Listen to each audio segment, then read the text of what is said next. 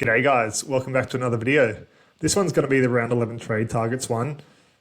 I talked midweek, it's a bit of a weird week for content. It's such an important round that I just don't think there's any value going off like a who's hot list or just going off footy statistics one by one, because everyone's looking for those round 12 buy coverage, but everyone's team is so different. Like everyone needs different positions, everyone needs different guys for different rounds.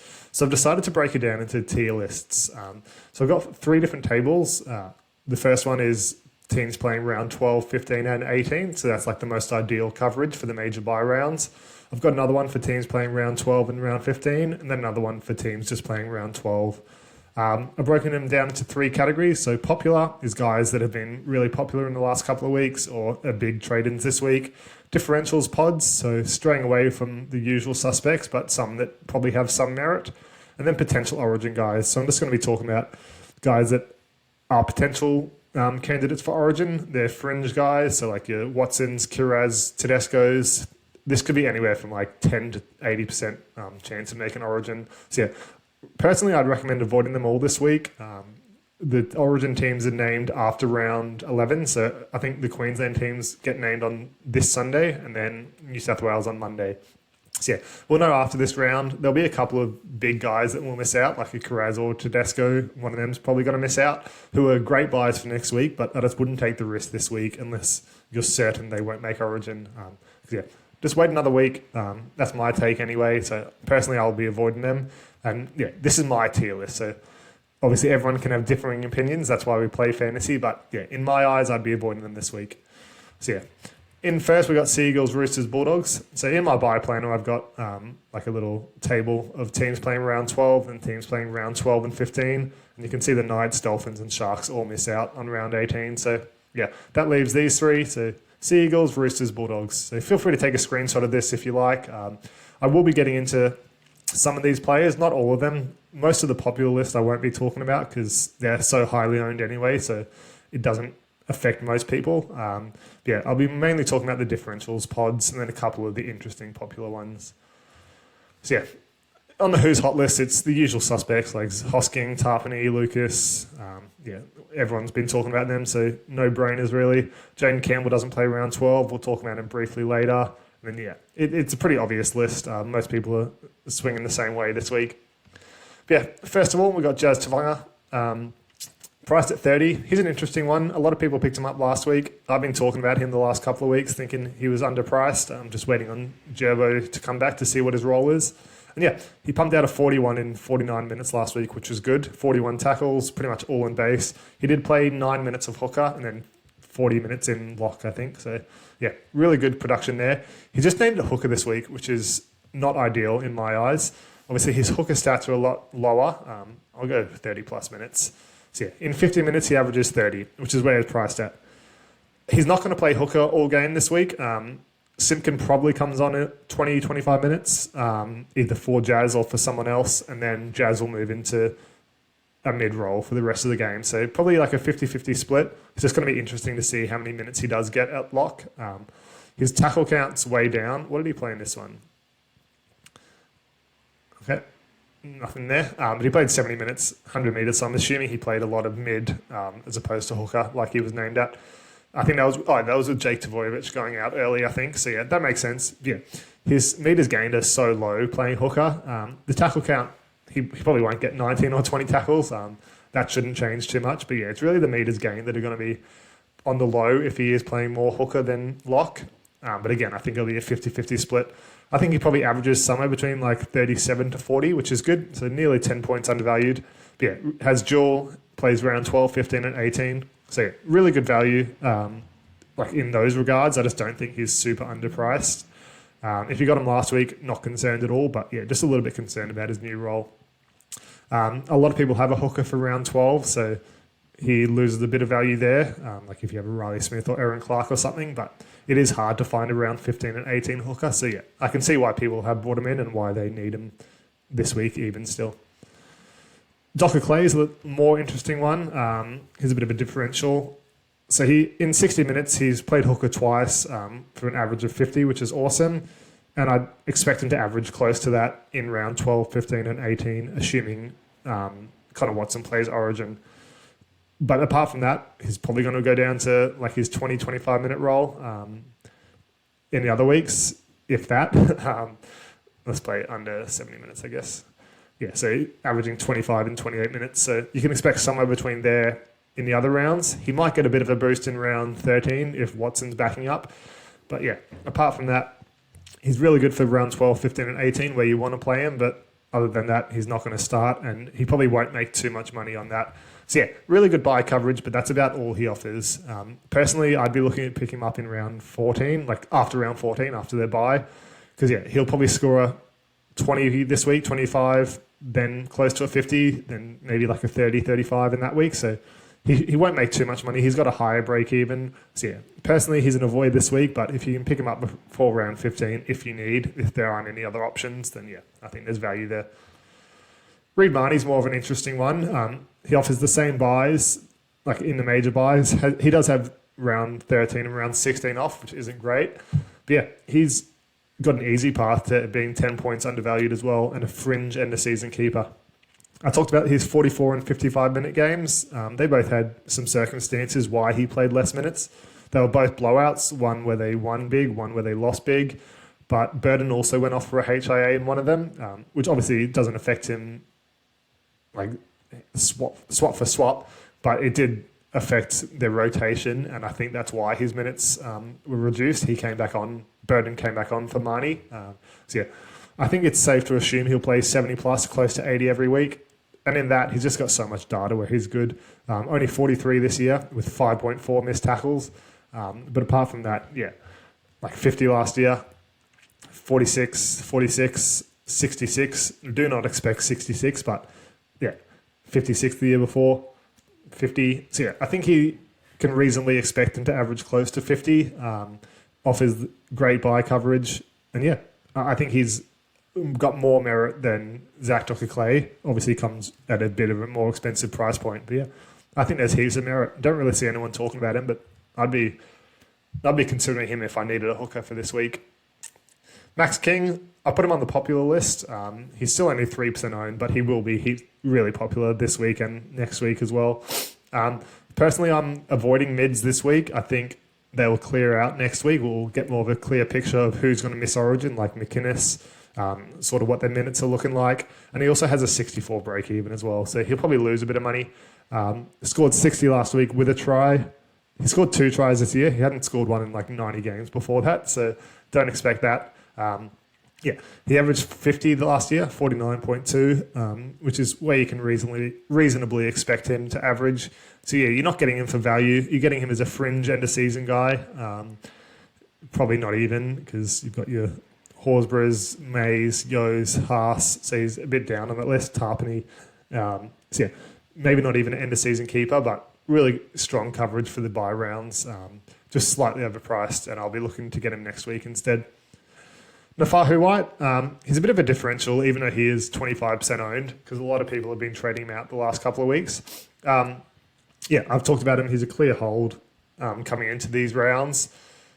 He's got a few low tackle counts where the Roosters just dominated possession, and they were the weird games like versus the Broncos. Everyone scored terribly. So yeah, not expecting that moving forward.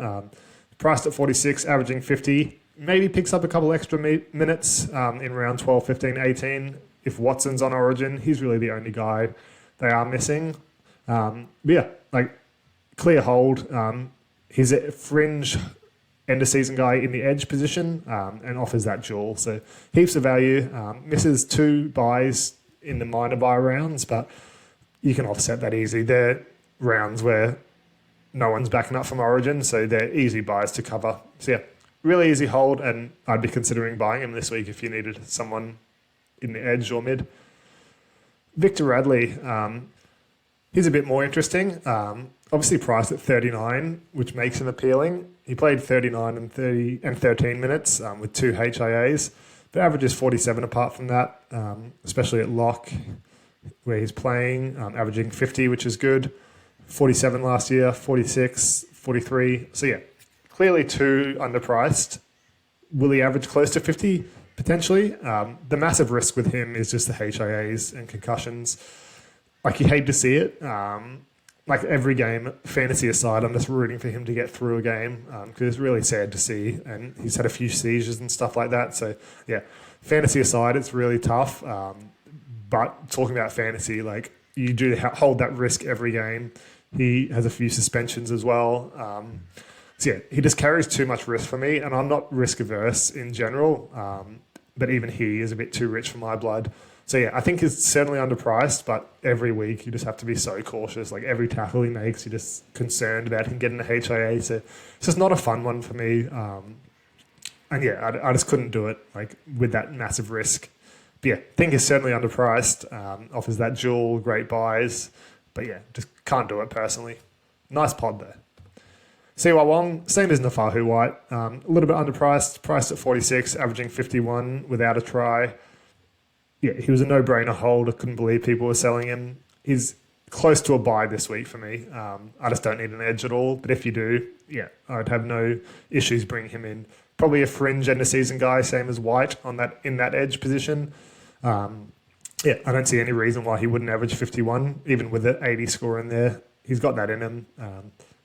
He'll score a couple of tries. He's got that good frame for a try scorer on the edge. He just hasn't knocked one over yet. So yeah, can easily see him averaging 50 to 53. And yeah, great buy coverage. Matty Burton, got that high break even. It's probably closer to 65. Let's have a look. Yeah, 64. So yeah, probably no need this week, but one to consider for round 12. He's had a few games under 70 minutes this year, but even then he averages 47 with playing 80. Averaged 54 last year. That was with goal kicking. 47, 50. So yeah, pretty clear he's going to average 50. He'll pick up the goal kicking in round 12, 15, 18 when Crichton's on Origin. Potentially picks it up in the other two rounds against Para and Penrith, just if they don't want to switch between Crichton and Burton every week. Probably doesn't, but something to consider. So yeah, I think there's easily a path to averaging close to 50. Certainly underpriced, but we'll probably lose money this week. So hold off this week, but if you need a half in round 12, 15, 18, then yeah, he's one to consider next week.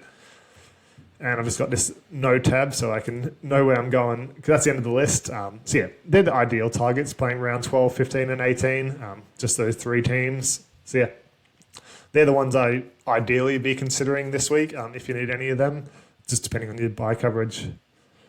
Then the next list is teams playing round 12 and 15, but not round 18. So that's the Knights, Dolphins and Sharks. Again, a few fringe origin guys like Ponga and McInnes. I think Ponga almost certainly plays, but I've heard a few people talking about him maybe missing out. And McInnes, yeah, I'd be waiting and seeing on that one. I don't think he's likely to make it, but who knows? I think he's a solid chance and probably more than we're giving him credit for. So yeah, won't be talking about them. Won't be talking about Fletcher Sharp or Nico Hines. Pretty self-explanatory. Fletcher Sharp, super high owned. And if not, a lot of people will bring him in this week.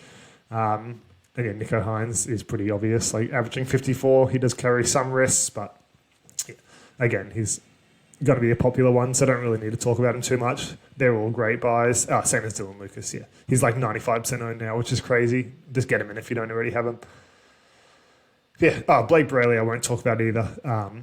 He's averaging he's priced at 47 or so, which is about where he should be. So yeah, if you need a hooker for those round 12, 15, get him in. But if not, then yeah, I don't see any merit. He's probably not an end of season guy. You've probably got an Aaron Clark or Riley Smith for this round, so you're really only getting one decent round of value out of him. So yeah, I'd be holding off. AFB. So yeah, again, I'd be holding off mids this week unless you're desperate for one, just so we can see who's the best pickup next week. He's a great shout. His minutes are just really low this year, averaging 52 this year, averaged 60 last year or so. Yeah, 60.2. His points per minutes is up by 0.07, which is solid. He will score about that rate. He's a big try scorer and prop. Yeah, just the minutes are concerning. So I'd like to see another week of data to see if that improves or not. I think it's a great pickup next week, depending on his minutes. But I'd prefer Max King, who plays round 12, 15 and 18. Yeah, I think he'll average around 53, so he's priced at 51. So he's not overpriced by any means. But yeah, he'll lose a bit of money this week, more than likely. And yeah, I just want to see what his minutes are this week, sorry. Jacob Saifidi, a lot of people were interested in him last week. He's still only 4% owned in the top thresholds. He had interest because he got injured after 2 minutes in one of those games. So averaging 45 in 50 minutes after that 60 last week. He should average around 40, which is good. That's what his historical data tells us. Like 40 last year in 46 minutes, 33 in 42 minutes, 35, 41. So probably somewhere close to 40. So almost 10 points undervalued. He's had 200 meters gain in the last 2 weeks, and that I don't know if he's ever had a game scoring 200, running 200 meters. Sorry, not last year, not the year before, not the year before, not the year before. So he's never had it, and now he's had it twice in a row. So that won't continue. So he's not going to score 51 and 60 every week. Again, I think he'll average close to 40. So probably make 100k or so, which is both under the threshold of what you want for a mid-ranger. If you need someone at that price point, I think he's fine. Like, he does offer good buy coverage in round 12, 15. Doesn't have a buy until round 18. But I'd just be going for your guns over a midi this week and probably next week as well, because you're going to be selling your Yos, Clearys, Nicholson, Couchmans, Marzus this week. So you're going to have so much money in the bank. I just don't think there's any need to get him in. But if you're selling someone different and he's the only one you can afford, then sure, he'll do a job for you. Leo Thompson, he had some interest last week, a little bit higher owned in the top 100. Only got a 32 in 40 minutes, and it's really the 40 minutes that are concerning. He's not a pickup this week. I just had him on the list in terms of round 12, because obviously he's got a concussion this week, so he's out. Should be back by round 12. I'd be looking to avoid now. There's so many better options, and just the minutes all over the place. He's not going to get 72 probably ever again. 65 is even a little bit high. Probably averages about 55 minutes for about where he's priced at. So, not too much interest. I'd rather either go down to a Saifidi or up to a Max King, AFB, Tapine. KPP, a little bit of interest in him. If you don't have Lucas somehow, that he's a good differential. I probably wouldn't own both. Just having so many nights, you're going to have a lot to deal with in round 18, and a lot of them are keepers, like Dylan Lucas, Fletcher Sharp, KPP. You're probably getting them in for the long haul. You don't really want to make mass trades in round 8, trying to get a few of them out. I prefer Lucas over him by far, even where he's priced at. He has some merit. He's averaging 54 without a try, and he's not a try scorer. Again, he's got the same frame as Wong, like a frame where you'd think they'd score a few tries, but he only had like one last year, I think. One, which is crazy. He averaged 47.7 last year, so slightly overpriced based on that. But it's his second year in NRL, so he's probably likely to have some improvement. So I'd say he'll probably average around 51 here on forward. So not underpriced, fringe keeper. He's a nice differential, but that's only if you're not sold on Lucas, which I don't know why you wouldn't be. Britton Nikora, he's one with a bit more interest. He's a little bit lower in price, way more pod. Thing is that I was concerned about was his tackle count. He's only averaging 30 this year as opposed to 37 last year. All the other counting stats are very, very similar. He scored 6 tries in 9 games prior to last week, and he was still only averaging like 43, 44, which is just weird. So I didn't see much of an upside. He did score 53 in 80 minutes last week, all in base pretty much, apart from a line break and 2 turnover tackles. He's got some interest if you think he can get back to a 50-point average. In that case, get him over a Wong or something. But again, I don't need an edge. Most people don't need an edge. And he's not a guaranteed end-of-season guy. So I'd probably be looking to avoid unless you need someone in that price bracket. Isaiah Katoa.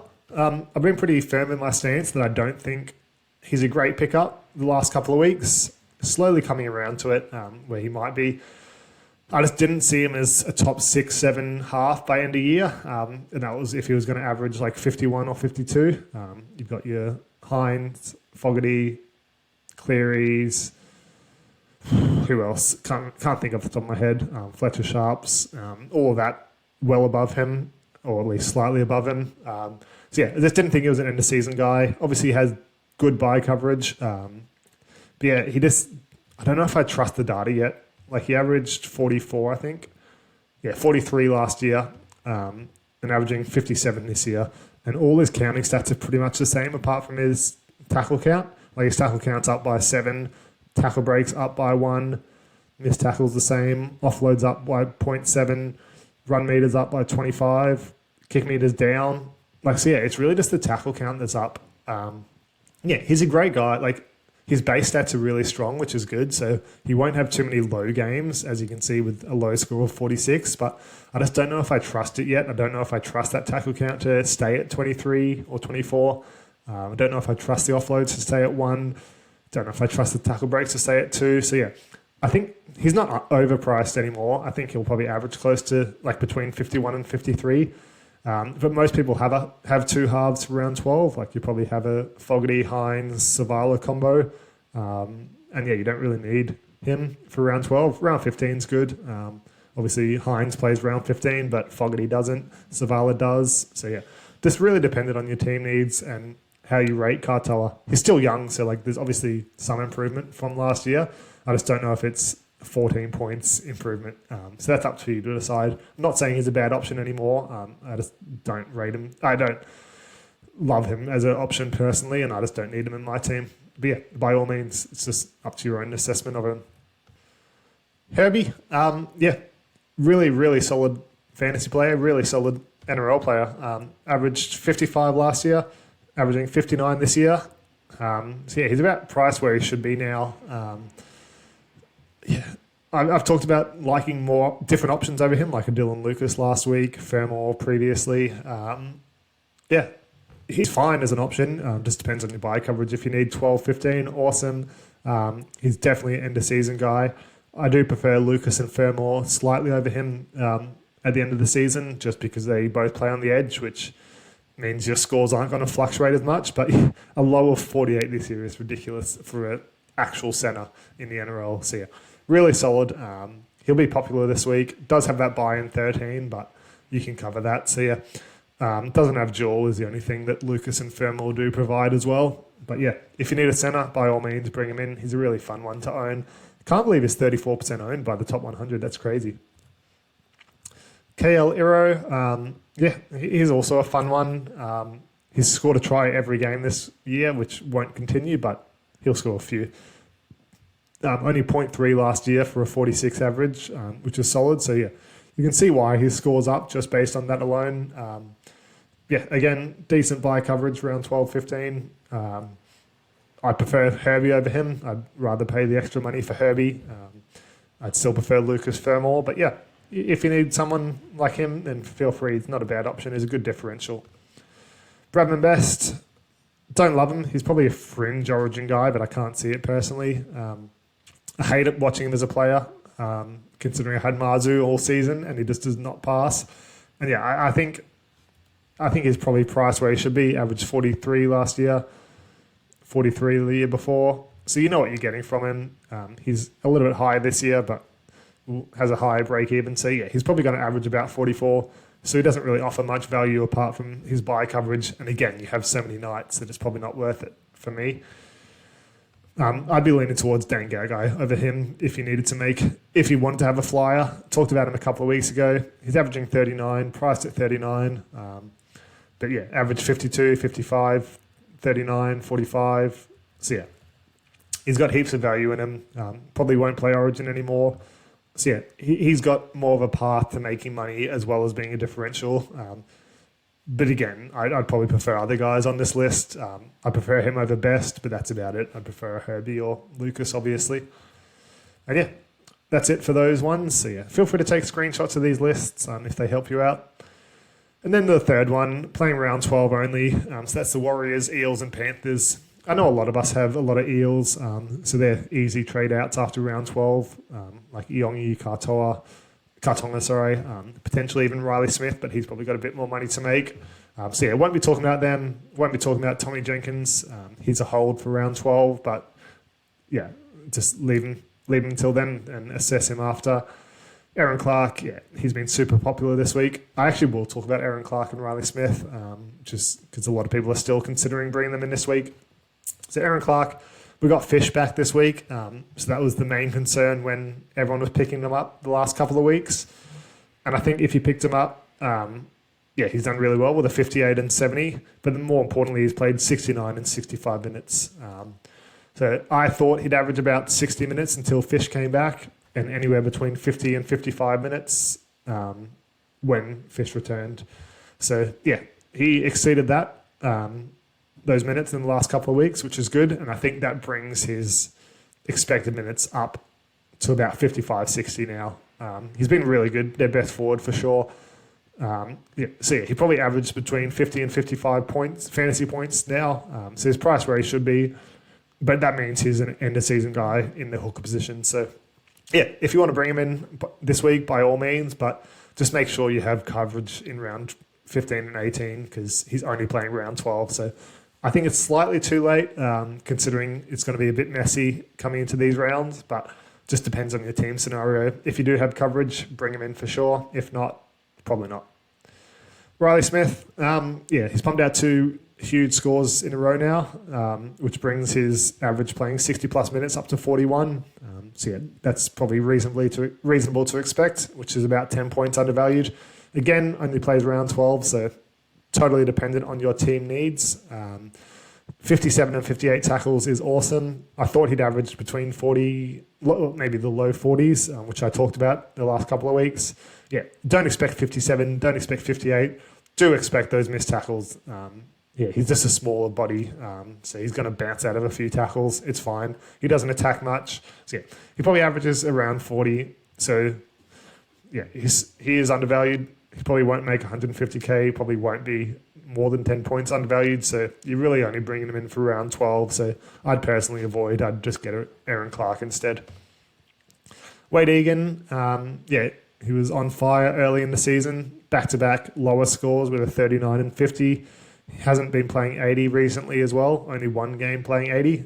And he's not too far off the mark, but you really want him to be playing 80. I actually considered him at the start of the season. I thought he was slightly underpriced, probably like 5 or 6 points, just because he had a few games playing less than 80, a few injury games. But even playing 60 minutes, he averaged 49, and playing 70, he averaged 52. So, I think right now he's priced at where he should be, and again, only plays round 12. So I'd prefer Aaron Clark over him for sure, especially with that dual position. But he's a nice differential if you want to try and move up the ranks for sure. Who are we on here? This is glitching out from last night again. James Fisher-Harris. So he's back this week, so got that super high break even. So not considering him this week. See what his role is looking like. But I think just thought I'd put him on this list because it's just a list of fantasy relevant guys.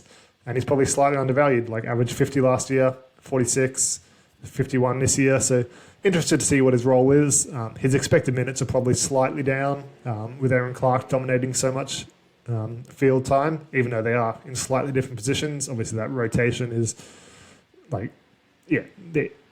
the rotation does change things. They're all part of the forward rotation. So if someone picks up minutes in the lock, someone has to lose minutes, and he might lose a couple. So probably slightly underpriced. Has a massive break even. We'll see what his role is. It'd be nice if he played round 15 instead of round 12, but he's probably in a void for now. Luke Metcalf, nice differential. Just depends on how you assess him. Same as Cartor. I think he's slightly overpriced at 51. I don't think this is sustainable, the try scoring rate or anything else. His kick meters are really nice, as opposed to what we thought he'd averaged coming into the season. Last season he averaged 30. Let's go. Last season averaged 38, 36. He's obviously the better player, but he's just slightly overpriced now, even with the low break even. So I'd be avoiding, but he's a nice differential if you do own him. Dylan Brown, is getting up to price where he should be at 45. He has fluctuating data. So 49 last year, 55, 52, 51, 53. So there's some merit to expect him to average 50. Obviously Moses is a chance to miss round 12. Nice differential, but I'd be avoiding. Isaac Tungo, we talked about him a few times. Again, another one with fluctuating data. 37 last year, 50, 42. So yeah, you just don't really know where his baseline is. Priced at 33 is really low. So yeah, he's a nice flyer if you need someone in his price point that plays round 12, but unless those requirements fit your team, then I'd be avoiding Joseph Tapine. We'll talk about him in a sec. So yeah, that's all for that list. We'll move down. I've just got some general tips now. Oh, that's messed up. So yeah, we'll get into them now. So yeah, these are just some general tips. I did have another video a couple of days ago where I had about 10 or so tips. So a couple of them are on this list again, but they're more structured now, I guess. So yeah, the only ones I didn't talk about were the Raiders because they're the only team that play round 12 and round 18. So Hosking, Tapine and Fogarty are the best three in that order. I think Hosking is a little bit underpriced. This is just glitching out again. Bloody hell. Yeah, here we go. So yeah, heaps of people bring him in, like 9% pick him up this week. We'll go plus 60 minutes playing in the second row because that's what his new role is. Yeah, averaging 57 this year, 81 the year before, 54, 61, 58. 58 overall, sorry. So yeah, I'd expect him to average between 53 and 57 probably, which is 10 points undervalued and makes him an end-of-season guy. Nicholson will come back in by about round 23, but we can deal with that then. Yeah, pretty clear buy. If you don't have him already, just get him in pretty much. Even though he only plays round 12 and 18 and misses round 15, yeah, we can deal with that when it comes in round 15. Really easy buy for me. And yeah, you should just be getting him in no matter what. Joseph Tapine is the only other one I'll talk about. Averaging 62 this year, priced at 58. He's just been awesome. Offloads are up, which is awesome to see. Only 1.2 last year, 2.6 this year. So yeah, he averaged 54 last year in pretty much the same amount of minutes. It's just that PPM has gone up heaps. I do think he's potentially slightly overpriced, but only by a couple of points. He's a really good captaincy option in round 12 and potentially 18 as well, which gives him a bit of extra value as well.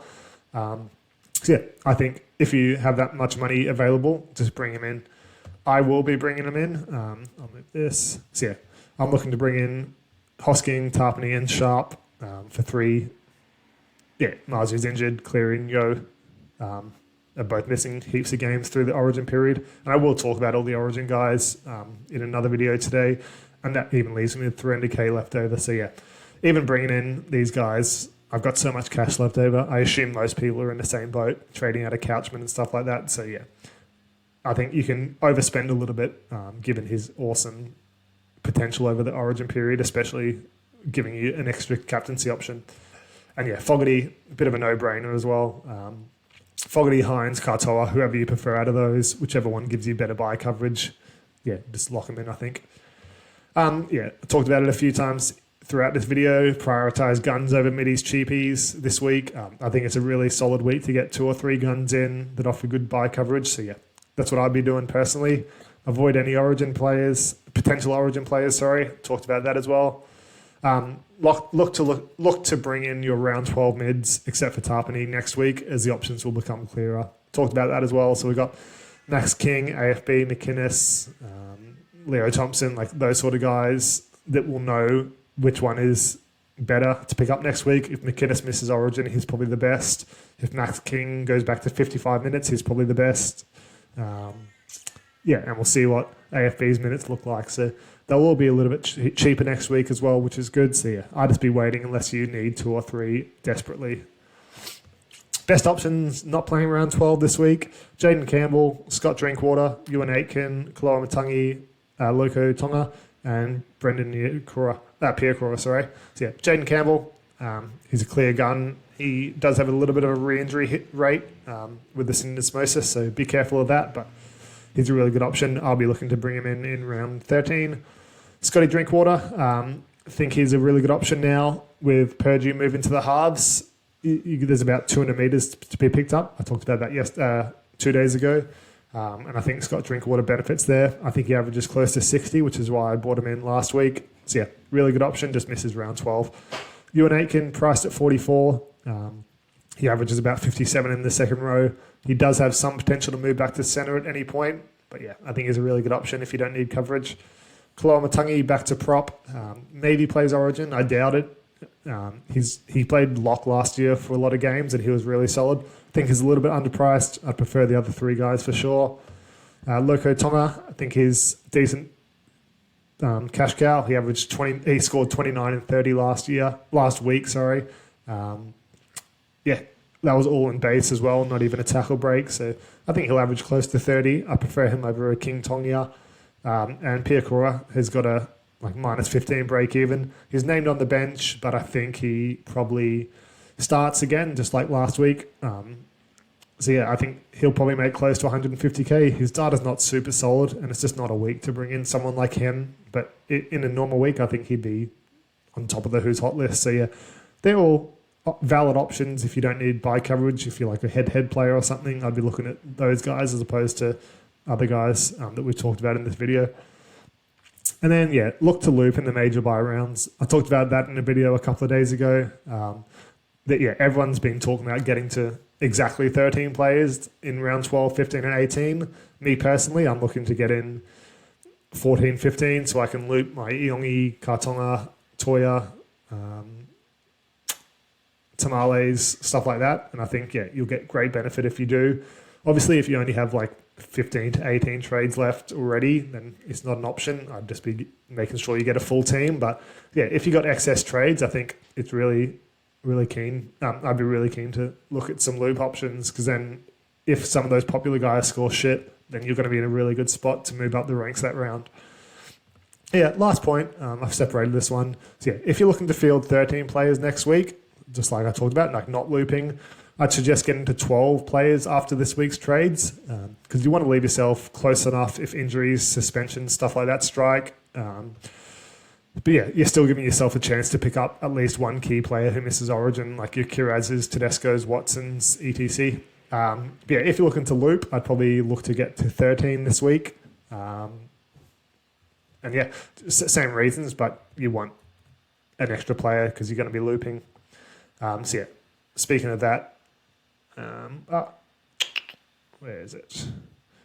Yeah, so for round 12, I've got technically 13 players, but one of them is a loop option in Iongi. So I've got 13 players. I'll be bringing in mid next week, like a Max King, AFB, someone like that. And yeah, that will give me 14. And then during the week, I have a loop option where I'll be trading Munster to a Fogarty, KPP, someone like that, if one of my loopers scores shit. So yeah, I'll be getting to 15 next week in an ideal world, but at least 14, which is good, barring injuries and stuff like that. So yeah, I'm in a really good spot. I'll talk about holds, sells, Origin guys in another video. But yeah, that's it from me. Hopefully that had some value to you. I know it's a bit of a longer video. I probably won't have timestamps in this one just because it's a bit all over the place, but let me know if you want me to add them. And yeah, that's it from me, guys. See you next time.